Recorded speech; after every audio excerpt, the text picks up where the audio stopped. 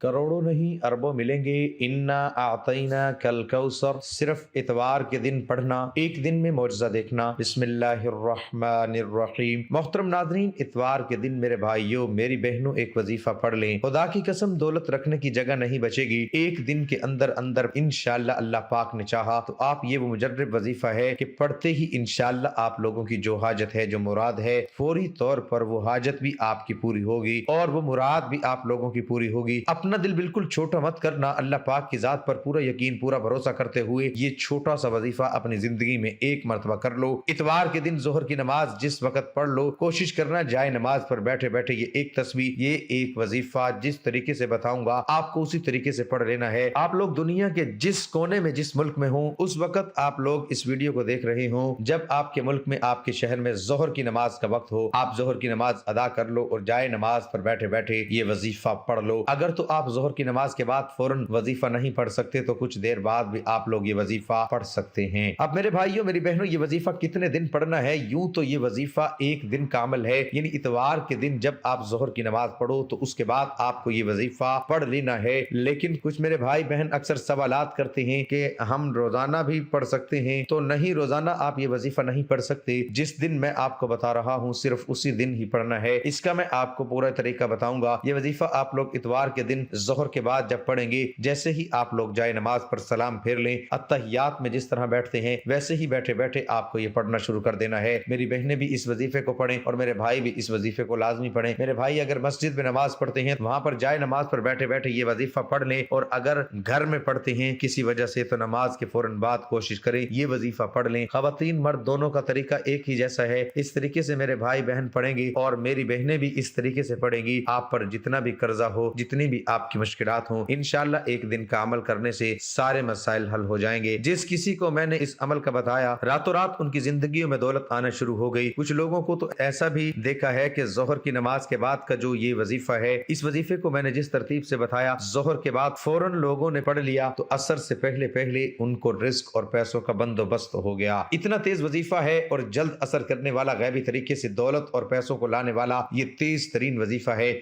मतलब यहाँ वजीफा पड़ा वहां पर काम हो गया। नादरीन, इंसान पर जो मुसीबत आती है, चाहे जिस बीमारी की हो या जहनी और रूहानी अजियत की शक्ल में, चाहे कारोबारी परेशानी हो या खानदानी लड़ाई झगड़ों का दुख और सदमा हो, हर किस्म की मुसीबत इसके गुनाहों की वजह से आती है। इसलिए इससे निजात पाने के लिए फौरन सच्ची तौबा करते अल्लाह ताला से माफी मांगनी चाहिए, क्योंकि अल्लाह ताला तौबा करने वालों से मोहब्बत करता है और उसकी परेशानियों और मुसीबतों का अजाला करके उसे खुशहाल बना देता है। इंसान में गुनाहों और रजाइल की जानिब रगबत का मैलान मौजूद है। इंसान में नफ्स हमारा हर लम्हा अपने गुनाहों में मुब्तला करने की कोशिश करता रहता है। जिसमें सलीमुल फित्र इंसान किसी गुनाह या गलत काम का इर्तिकाब करता है तो वो ये जान रहा होता है कि वो गलत काम या जुल्म व ज्यादती और फस्क व फजूर कर रहा है, रसूलुल्लाह सल्लल्लाहु अलैहि वसल्लम के तरीके की मुखालफत कर रहा है और अल्लाह के फरामीन से बगावत करके उसकी कहरो गजब को दावत दे रहा है। यूं वो अपनी दुनिया और आखिरत दोनों को तबाह बर्बाद करता है। लेकिन इसके साथ शैतान के वार, ख्वाहिशात का गलबा, गुनाहों की आर्जी लज्जत, दुनिया की चकाचौंध छोटी और खोखली इज्जत का नशा उनको गुनाह के इर्तिकाब की तरफ ले जाते हैं। गुनाह के इर्तिकाब के वक्त जब कभी इसका जमीर नदा देता है तो वो ये कहकर जमीर को खामोश करा देता है कि अभी बड़ी उम्र पड़ी है, मैं करीब तौबा कर लूंगा, और इसी तरह महूम उम्मीदों और नारवा ख्यालात से दिल को बहलावा दिए रखता है और गुनाहों की गहरी दलदल में धंसता चला जाता है। दर हकीकत गुनाह इंसान के हक में नहायत खतरनाक है। इससे दुनिया और आखिरत दोनों बर्बाद हो जाते हैं और गुनाह का असर जिस्म में जहर की तरह सरायत कर जाता है। आदम की जन्नत से निकलने और इबलीस के मलून होने की वजह भी यही गुनाहों की नहूसत थी। कौम नूह और आदे समूद को भी गुनाहों की पादाश में अजाब से दो चार किया गया। गुनाहों के बेशुमार बुरे असरात और नुकसानात हैं, जिनमें चंद दर्ज झेल हैं। इल्म नूर इलाही है और गुनाहों के इर्तिकाब की वजह से इंसान इल्म से महरूम हो जाता है। इमाम शाफी फरमाते हैं, मैंने अपने उस्ताद से कमजोर हाफिजा की शिकायत की तो आपने मुझे तर्क मासी की नसीहत फरमाई और आपने ये बताया कि इल्म एक नूर है और अल्लाह का नूर गुनाहगार को नहीं दिया जाता। गुनाहों का एक असर ये भी होता है कि इंसान की रोजी और रिस्क में तंगी आ जाती है। हसूल रिस्क और फराकी माश के लिए तर्क गुनाह से बेहतर कोई चीज नहीं। अल्लाह ताला फरमाते हैं, जो शख्स अल्लाह से डरता है और गुनाहों से बाज आ जाता है,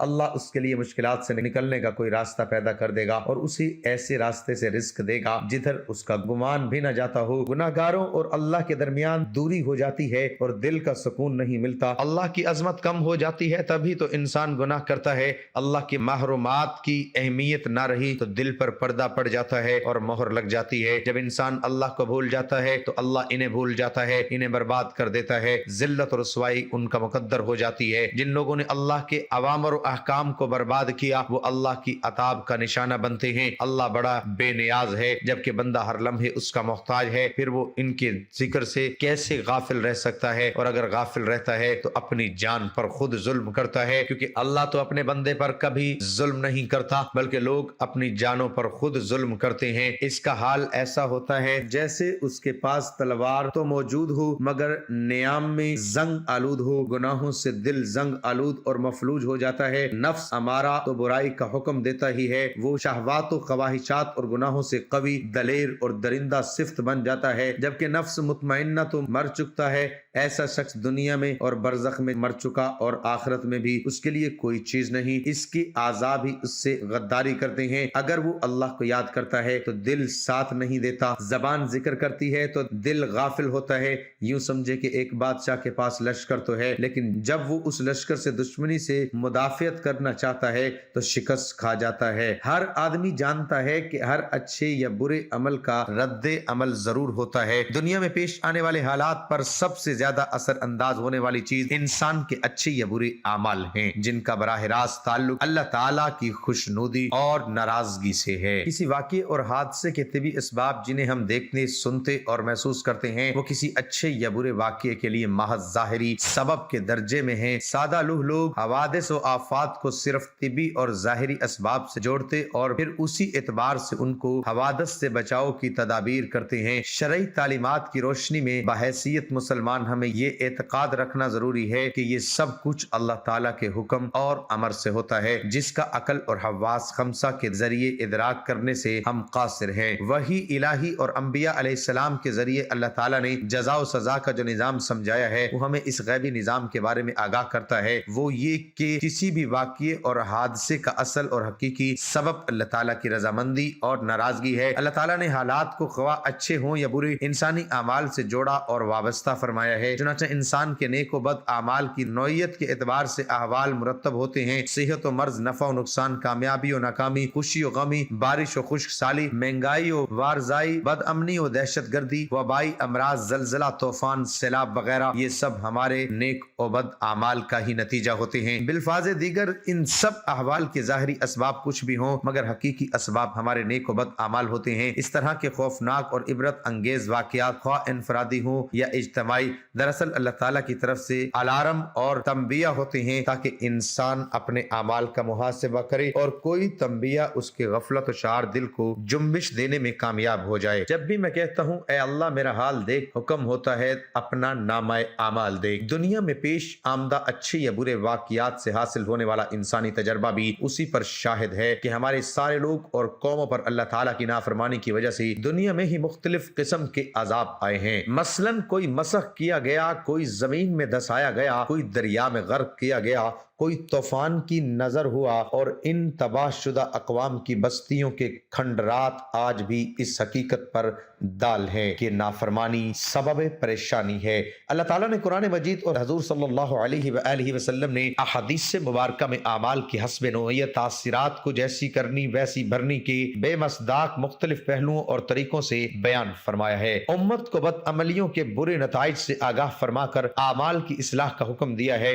چنانچہ یہ مضمون قرآن کریم کی 10ویں آیات اور حضور صلی اللہ علیہ وآلہ وسلم کی سینکڑوں احادیث سے صراحتاً ثابت ہے۔ اللہ تعالیٰ کا ارشاد ہے، ترجمہ: جو کوئی نیک کام کرے گا خواہ مرد ہو یا عورت بشرط یہ کہ صاحب ایمان ہو تو ہم اسے پاکیزہ یعنی عمدہ زندگی دیں گے۔ اس آیت میں اللہ تعالیٰ کا فرمان ہے کہ نیکی پرسکون زندگی کا سبب ہے، چنانچہ دو چیزوں ایمان اور اعمال صالحہ کے موجود ہونے پر اللہ تعالیٰ نے حلیوہ طبیعہ یعنی پر لطف اور پرسکون زندگی عطا فرمانے کا وعدہ کیا ہے۔ عام آدمی بھی یہ آیت پڑھ کر یہ نتیجہ نکال سکتا ہے کہ ایمان اور اعمال صالحہ نہ ہو یا کوئی ایک نہ ہو تو حلیوہ طیبہ یعنی پرسکون زندگی نصیب نہ ہوگی بلکہ پریشان زندگی نصیب ہوگی۔ इसलिए हमें चाहिए कि अल्लाह और उसके रसूल के बताए हुए रास्तों पर चले और अपने अमाल दुरुस्त करें ताकि हमारी जिंदगी के तमाम मसाइल हल हो सकें। इस वजीफे को मेरे भाइयों मेरी बहनों मैं आपको अपनी तरफ से नहीं बता रहा, इस वजीफे को मैंने खुद अपनी जिंदगी में जोहर के बाद मैं रोजाना जब भी जोहर की नमाज पढ़ता हूँ तो ये वजीफा पढ़ता हूँ।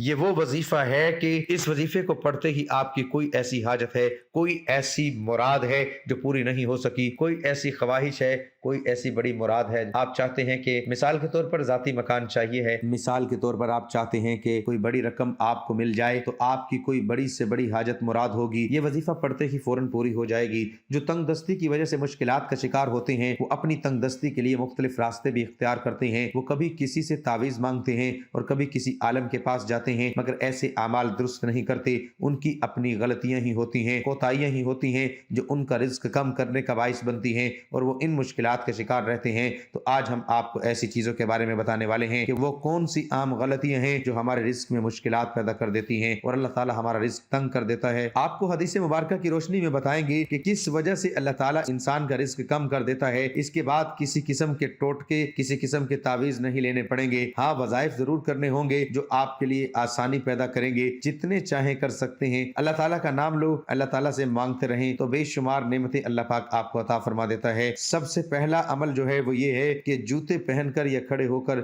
या नंगे सर खाना खाना रिस्क में कमी का बाइस बनता है। बहुत से लोग जूते पहनकर खाना खा रहे होते हैं, ये जल्दी जल्दी में खड़े होकर खाना खा रहे होते हैं। हम बहुत सी ऐसी खवातीन को भी देखते हैं जो नंगे सर भी खाना खा रही होती हैं। मसलन हमारे घरों की औरतें भी नंगे सर खाना खा भी रही होती हैं और खाना दे भी रही होती हैं, जिसकी वजह से हमारी घरों का रिस्क तंग कर दिया जाता है। दूसरी वजह यह है कि बैतुल खला में नंगे सर जाना भी हमारे रिस्क में कमी का बाइस बनता है। आमतौर पर देखा जाता है कि जब वो बैतुल खला जाती हैं तो उनका सर नंगा होता है। यही नंगा सर उनके रिस्क में तंगी का बाइस बनता है। इस बात से खवातीन को गरेज करना चाहिए क्योंकि इससे रिस्क में तंगी पैदा हो जाती है। एक जमाना था जब मेहमानों को रहमत समझा जाता था, मगर आजकल के दौर में मेहमानों को जहमत समझा जाता है। ये आदत, ये सोच, ये खसलत भी घरों में, मुआशरे में रिस्क की तंगी का बाइस बन रही है, बल्कि बन चुकी है। तो हमें चाहिए कि मेहमान को रहमत समझे, क्योंकि मेहमान अल्लाह पाक की तरफ से रहमत लेकर आता है। बाज़ चीजें चूंकि शरीयत में हैं तो इसमें चूंकि ऐसे मराहिल आते हैं कि हर शख्स इसका मुतहमिल नहीं होता, तो हर एक के सामने बयान करना मुश्किल हो जाता है। लेकिन सहाबियात और सहाबा जब भी कोई ऐसी बात करते जिसके अंदर हया का पहलू होता तो ये आयत पढ़ा करते, अल्लाह जुल जलाल की जात हक को बयान करने में हया नहीं। इंसान है, एक शख्स से ये गलती हुई कि उसके पास औरत आई और उसने चमकारा, नतीजतन वह परेशान हुआ और अल्लाह के रसूल सल्लल्लाहु अलैहि वसल्लम के पास गया। उसने अल्लाह के रसूल सल्लल्लाहु अलैहि वसल्लम के साथ ही नमाज पढ़ी। इस कदर परेशान कि क्या बनेगा कयामत के दिन। तो अल्लाह के रसूल ने फरमाया सल्लल्लाहु अलैहि वसल्लम, क्या तुमने हमारे साथ नमाजें पढ़ी हैं कि नहीं? कहा नमाजें तो पढ़ी हैं। फरमाया नेकियां बुराइयों को खत्म कर देती है। यहाँ पहाड़ की बात आई है। रसूलुल्लाह सल्लल्लाहु अलैहि वसल्लम ने फरमाया, कुछ लोग तहामा, सफेद पहाड़ जो तहामा में है, इतनी नेकियां लेकर आएंगे, अल्लाह इन्हें धूल बनाकर उड़ा देंगे। अल्लाह के रसूल क्यों? फरमाया इसलिए वो नमाजें भी पढ़ते होंगे, लेकिन जब इन्हें बुराई का मौका मिलता है तो अल्लाह की हुर्मतों को पामाल करने में कभी भी नहीं शर्माते। और ये उस वक्त होगा अगर उसने तौबा नहीं की। अगर तौबा कर ले तो वो शिर्क भी माफ हो जाता है। इसलिए उलमा ये कहते हैं कि आसार रोशनी में कि इंसान की तौबा अगर हो जाए तो उसकी मिसाल ऐसे ही है कि एक चिड़िया के मुंह में मट्टी हो और वो सफर करे, और सफर भी समंदर के ऊपर करे। हर दो हालतों में वो समंदर का लुकमा बनेगी। जब थक कर गिरेगी तब भी पानी में, और अगर प्यास लग जाएगी तो उसकी चोंच भी या पानी में पिएगी या मट्टी गिरेगी। इस तरह अगर इंसान सच्ची तौबा कर लेता है तो अगर वो सर से पांव तक गुनाह में है, अल्लाह का ये वादा है सिर्फ गुनाह मुआफ नहीं करूंगा, उनको नेकियों में तब्दील करूंगा। तो तौबा कर लेने से सब गुनाह मुआफ हो जाते हैं। इसलिए अब्दुल्ला इब्न अब्बास कहा करते थे, सगीरा गुनाह बार बार करने से सगीरा नहीं रहते, कबीरा बन जाते हैं, और इस्तगफार कर लेने से कबीरा कबीरा नहीं रहते और वो भी मुआफ हो जाते हैं। तो अल्लाह जुल जलाल हम सबको माफ फरमाए और اور گناہوں سے بچائے۔ ناظرین اپنے اعمال پر توجہ دیجیے، حقوق العباد لازمی پورے کیجیے اور حقوق اللہ کا بھی خیال رکھیے، کیونکہ اللہ کبھی حقوق تلف کرنے والوں کو پسند نہیں فرماتا۔ قیامت کے دن اللہ اپنے حقوق تو معاف فرما دے گا، مگر حقوق العباد یعنی اللہ کی مخلوق کے حقوق جو آپ نے ادا نہیں کیے ہوں گے ان کو معاف نہیں فرمائے گا، ان پر آپ کو سزا دی جائے گی اور آپ کی نیکیوں سے ان کے حقوق کو ادا کیا جائے گا۔ اب میرے پیارے بھائیوں، میری بہنوں، آج کا وظیفہ وہ مجرب تسبیح ہے، آج کا جو مجرب عمل ہے، اس عمل کو سمجھ لیں۔ سب سے پہلے اتوار کے دن ظہر کے بعد آپ لوگ کیا کریں گے؟ جیسے ہی آپ لوگ جائے نماز پر سلام کے بعد بیٹھ جائیے گا، جس طرح اتحیات میں بیٹھتے ہیں ویسے ہی آپ لوگ جائے نماز پر سلام کے بعد بیٹھ جائیے گا۔ ایک مرتبہ درود پاک پڑھ لیجئے گا، کوئی سا بھی درود پاک پڑھ لیں، درود ابراہیمی پڑھ لیں، صلی اللہ علیہ وآلہ وسلم پڑھ لیں، یا جو درود پاک پڑھنا چاہیں آپ لوگ ایک مرتبہ کوئی سا بھی درود پاک پڑھ لیجئے گا۔ درود پاک پڑھنے کے بعد میرے بھائیوں، میری بہنوں، آپ کو آج کا جو عمل ہے، آج کا وظیفہ ہے، یہ بہت ہی آسان سا وظیفہ ہے۔ اتنا آسان ہے کہ کوئی چھوٹا بچہ بھی بڑے آرام سے، سکون سے،